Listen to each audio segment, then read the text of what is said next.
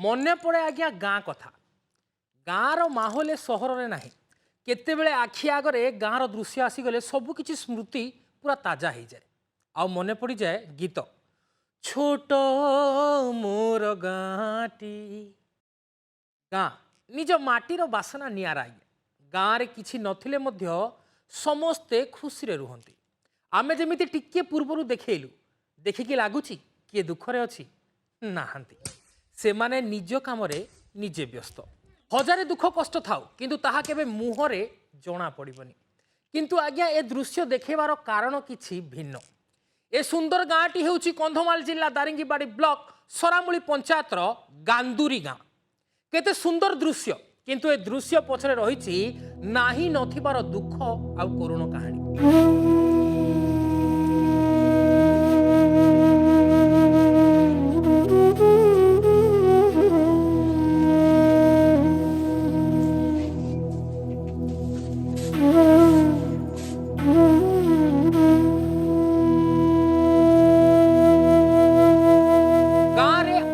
नथिबारु अंधारे बितुछि लोकंकर जीवन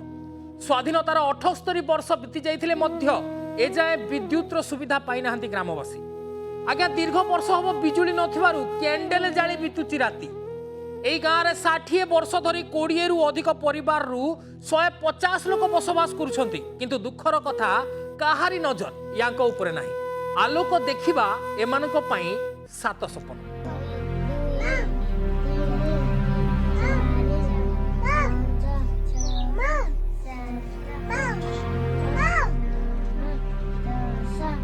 अन्य पक्षरे गाँव में गोटे अंगनवाड़ी केन्द्र ना कहया गले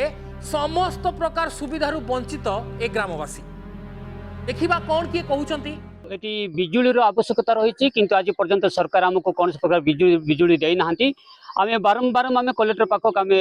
गलु आखक जाइचु आउ सब कलेक्टर जाकि वीडियो पाख जाकि कहीचु कौन से प्रकार सरकार आम प्रति कौन से नजर दे ना जंगल भितर रहीकि आम झाटी माटी घरे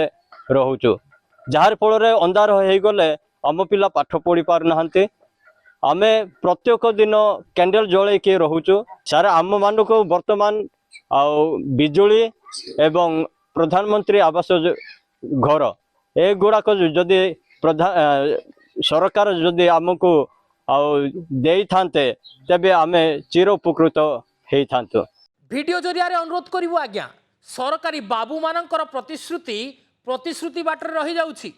ब्लॉक प्रशासन रु जिला प्रशासन जाए दौड़ी दौड़ी नयांत हो पड़ती ग्रामवासी किंतु फल शून तेणु हे डबल इंजिन सरकार